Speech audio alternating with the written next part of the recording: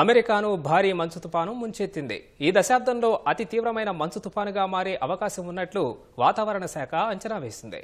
భారీ హిమపాతం, శీతల గాలుల తాకిడికి వందల సంఖ్యలో విమానాలు రద్దు కాగా వేలాది విమానాలు ఆలస్యంగా నడుస్తున్నాయి. రహదారులపై పెద్ద మొత్తంలో మంచు మేటలు వేయడంతో వాహన ప్రమాదాలు భారీగా పెరిగాయి. అమెరికాలోని పలు రాష్ట్రాలను భారీ మంచు తుపాను హడలెత్తిస్తోంది. దీన్ని ఈ దశాబ్దంలోనే అతిపెద్ద మంచు తుపానుగా అధికారులు భావిస్తున్నారు. తుపాను తీవ్రతకు 3 రాష్ట్రాలు ఎమర్జెన్సీ ప్రకటించాయి. అమెరికా వ్యాప్తంగా సుమారు 6 కోట్ల మందికి అత్యవసర హెచ్చరికలు జారీ చేసినట్లు తెలుస్తోంది. హిమపాతం భారీగా కురుస్తుండటంతో సుమారు 2200 విమానాలు రద్దుకాగా 25,000 విమానాలు ఆలస్యంగా నడుస్తున్నాయి.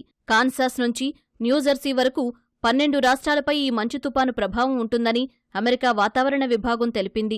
ఆయా రాష్ట్రాల్లో పాఠశాలలు, కార్యాలయాలు మూతపడ్డాయి. రహదారులపై భారీగా మంచు మేటలు వేయడంతో వాహనదారులు తీవ్ర ఇబ్బందులు ఎదుర్కొంటున్నారు.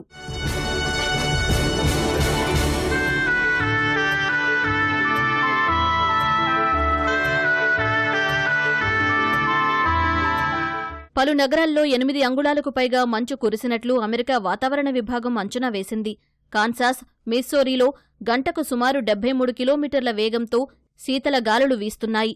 ఆదివారం కెంటకీ రాష్ట్రంలోని లూయిస్విల్లో రికార్డు స్థాయిలో 7.7 అంగుళాల మేర మంచు కురిసిందని అధికారులు తెలిపారు. మంచు తుపాను ప్రభావం తీవ్రంగా ఉన్న ప్రాంతాల్లో వాహన ప్రయాణాలు వద్దని అధికారులు అప్రమత్తం చేశారు. వర్జీనియా, ఇండియానా, కన్సాస్, కెంటకీలో భారీ హిమపాతం కారణంగా వందలాది వాహనాలు ప్రమాదానికి గురైనట్లు వెల్లడించారు.